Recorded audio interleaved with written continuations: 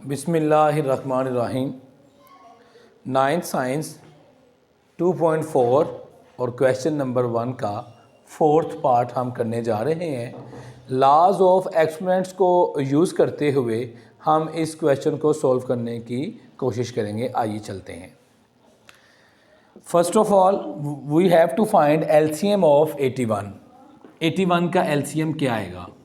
3 2 the 6 and 2 carries 3 7 the 21, 3 9s are 27, 3 3s are 9 and 3 1 the 3। 81 को कहते हैं 3 की पावर 4 माइनस 4 एंड माइनस 1। 243 को हम किस तरह सॉल्व करेंगे? 243 3 8s are 24, 3 1s are 3, 3 2 the 6, 3 7 the 21, 3 9s are, अगर हम इसको सॉल्व कर लें 3 3s are and 3 1 the, तो 3 की पावर 1 2 3 4 5 डिवाइडेड बाय 9 मीन्स 3 का स्क्वायर 2n एंड 3 की पावर 3। हमने क्या किया?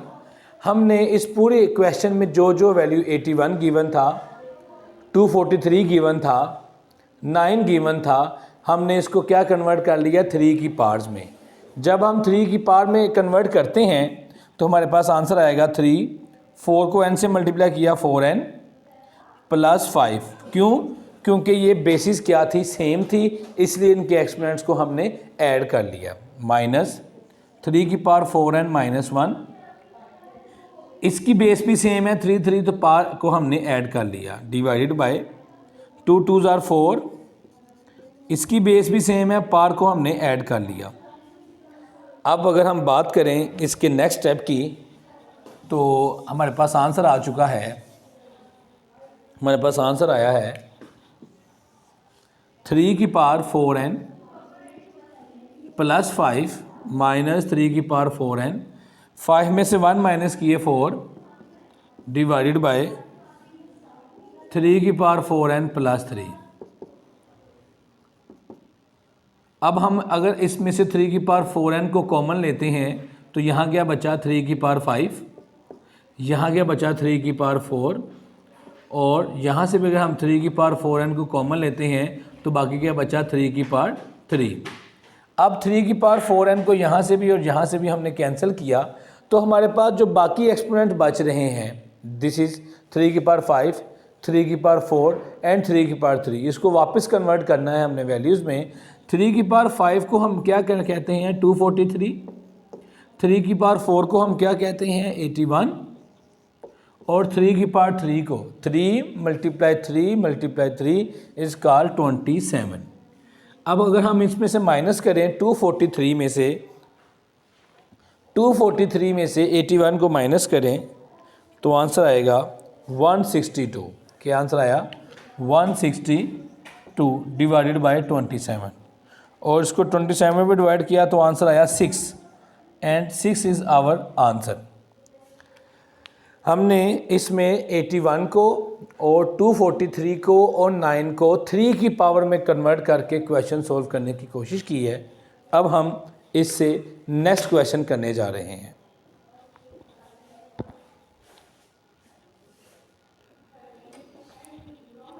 क्वेश्चन नंबर 2 की बात करें तो इसमें भी हमें एक्सपोनेंट्स ही नज़र आ रहे हैं, और क्वेश्चन नंबर 2 लाहौर बोर्ड के पेपर पैटर्न के मुताबिक इम्पोर्टेंट क्वेश्चन है। ज़रा गौर से इसको समझने की कोशिश कीजिएगा। हमने इस पूरी लेफ़्ट हैंड साइड को सॉल्व करके क्या आंसर लाना है? 1। आइए देखते हैं। X over x a over x b, a plus b multiply x b over x c, b plus c, x c over x a, c plus ए।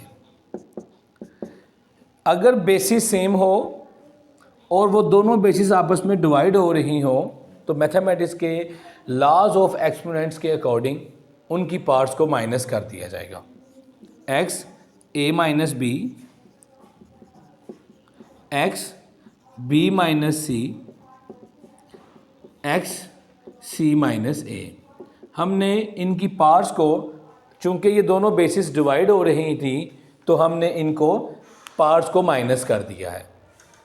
अब first value को फर्स्ट वैल्यू से multiply a square minus plus minus, second value को second value से multiply, first value को first value से multiply, minus plus minus, second value को second value से multiply. और ये भी एक अलजेब्रिक फार्मूला है, एक वैल्यू अगर माइनस में हो दूसरी वैल्यू अगर प्लस में हो तो पहली वैल्यू का स्क्वायर माइनस दूसरी वैल्यू का स्क्वायर लिखा जा सकता है, सी स्क्वायर माइनस ए स्क्वायर। अब हमारे पास क्या आया आंसर, चूंकि हम ये कहते आए हैं कि अगर बेसिस सेम हो और वो डिवाइड हो रही हो तो पावर्स को माइनस कर देते हैं, same as it is. Laws of exponents का दूसरा एक लॉ भी है, अगर बेसिस सेम हो और वो मल्टीप्लाई हो रही हो तो उनकी पार्ट्स को ऐड कर दिया जाता है।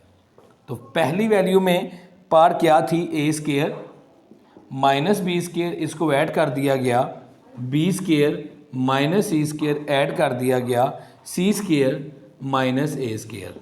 अब ए स्क्वायर प्लस में ए स्क्वायर माइनस में, b square plus b square minus, c square plus c square minus, तो हमें एक्स का एक्सपोनेंट जो बचा वो बचा 0।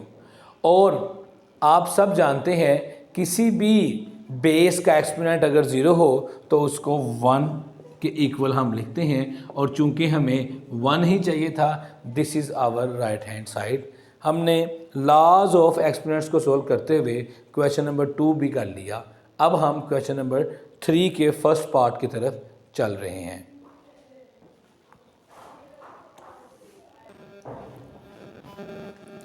जी boys and girls, question number next, question number 3 का फर्स्ट पार्ट है ये।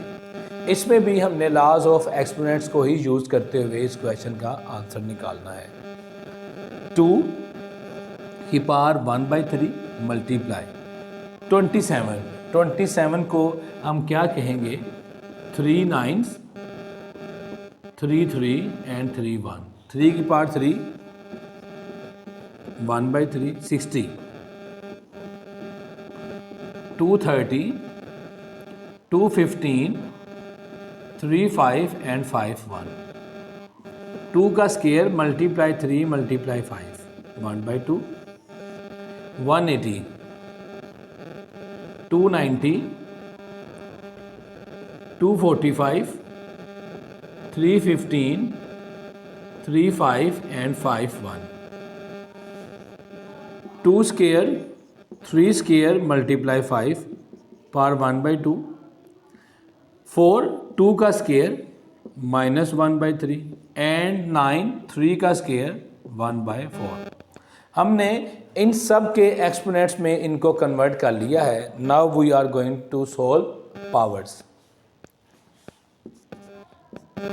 2 1/3 मल्टीप्लाई 3 3 से कैंसिल, इन एक्सपोनेंट्स को मल्टीप्लाई कर दें इनकी पार्ट्स के साथ, 2 मल्टीप्लाई 1/2 3 1/2 5 1/2 डिवाइडेड 2 1/2 2 1/2 5 1/2, इसको मल्टीप्लाई कर लिया जाए, -2/3 और 2 2s are 4 3 की पावर 1/2। अब इसमें कटिंग प्रोसेस में जो क्वेश्चन की वैल्यू सेम होंगी वो कटिंग हो जाएंगी, वो करके देखती हैं। जी हमारे पास क्या आया, 2 की पावर 1/3 मल्टीप्लाई 3 मल्टीप्लाई, गाइस ये देखिएगा 2 2 से कैंसिल, 2 मल्टीप्लाई 3 की पावर 1/2 मल्टीप्लाई 5 की पावर 1/2।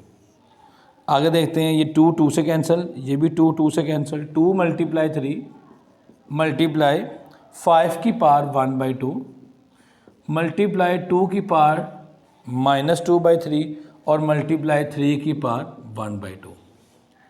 2 2 से कैंसिल, 3 3 से कैंसिल, 5 5 से कैंसिल और 3 1/2 3 1/2 से कैंसिल। 2 की पावर 1/3 और 2 की पावर -2/3। चूँकि इन दोनों की बेसिस सेम है और ये दोनों डिवाइड हो रहे हैं तो इनकी पावर्स माइनस होंगी, और चूँकि ये पावर माइनस में है तो ये ऊपर जाकर प्लस हो जाएगी। 2 1/3 प्लस 2/3, ओवर में अगर वैल्यू सेम हो तो 1 टाइम एलसीएम और 1 + 2,